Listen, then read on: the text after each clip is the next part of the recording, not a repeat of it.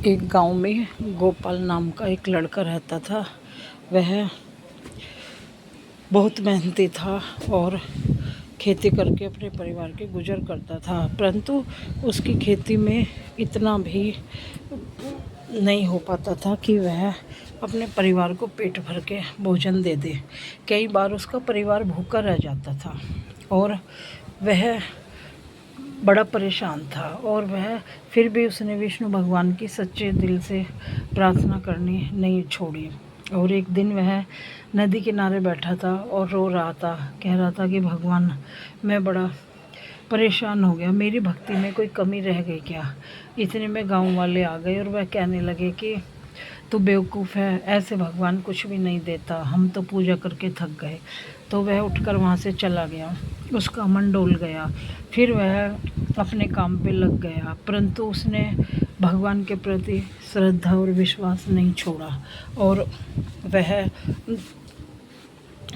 अपना कार्य करता रहा। और एक दिन नदी किनारे, हर रोज़ नदी किनारे जाता था और वहाँ पानी को देखता था और उसमें भगवान की छवि ढूंढने की कोशिश करता था कि मैं बात करूं।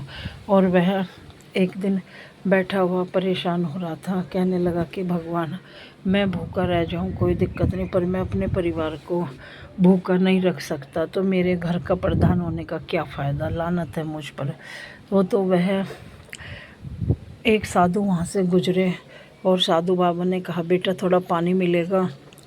उसने कहा कि लो, मेरा तो कुछ हो ही नहीं रहा, फिर भी आप ले लो, तब भी मेरा परिवार भूखा रहता है ज़्यादातर।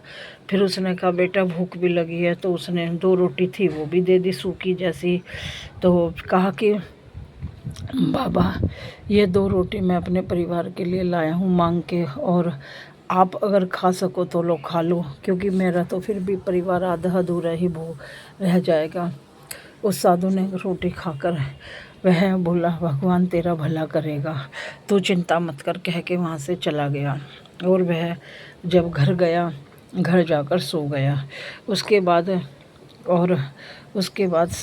उसने देखा सुबह उठकर, और सपने में भगवान नहीं आए। उसके बाद सुबह उठकर जब देखा तो उसकी रसोई में अनाज से भरे ड्रम रखे हुए थे और खेतों में भी पानी भरा हुआ था।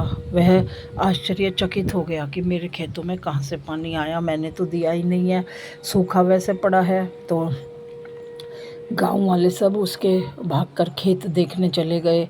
वास्तव में ही ऐसा कुछ था। वह बड़े खुश हुए और गांव वालों ने कहा कि ज़रूर विष्णु भगवान जी ने चमत्कार किया है, आज से हम भी सच्चे मन से और श्रद्धा से विष्णु भगवान की पूजा करेंगे। और वह भी पूजा पाठ करने लगे। कुछ टाइम बीतने के बाद में उनके भी खेत हरे भरे हो गए और मंदिर में जाकर कीर्तन कराने लगे। और कोई मंदिर की पुताई करवाता, कोई मंदिर में साफ़ सफाई करता, कोई मंदिर में, मतलब विष्णु भगवान के मंदिर को उन्होंने एक बहुत अच्छा मंदिर बना दिया। और जो सब वहाँ जाने लगे, सबके प्रति विष्णु भगवान ने अपना विश्वास जगा दिया और वह गांव बहुत हष्ट पुष्ट हो गया। गोपाल की भी स्थिति सुधर गई और वह भी धीरे धीरे अमीर होने लगा। और फिर मंदिर में कभी भंडारा कराते गांव के लोग, कभी कोई, इस तरह से जो सच्चे दिल से, सच्चे मन से भगवान की पूजा करते हैं, भगवान उनका अवश्य साथ देते हैं। अगर उनका साथ नहीं दे रहे तो सोचो हमारी पूजा में कोई कमी है, तो परेशान ना होकर उस कमी को ढूंढने की कोशिश करनी चाहिए। और ताकि विष्णु भगवान, ऐसी बात नहीं है, बहुत दयालु हैं, सबका साथ देते हैं। तो इस कहानी से हमें क्या शिक्षा मिलती है कि सच्चे भाव से करी गई प्रार्थना और पूजा में थोड़ा टाइम ज़रूर लगता है, ऐसे नहीं होता है, ठीक है। और तो विष्णु भगवान की पूजा श्रद्धे भाव से करो, जो भी आप मांगोगे मिल जाएगा। बोलो विष्णु भगवान की जय। अगर दोस्तों मेरी कहानी थोड़ी बहुत भी पसंद आई हो तो लाइक और सब्सक्राइब कीजिए। मिलते हैं कल नई कहानी के साथ।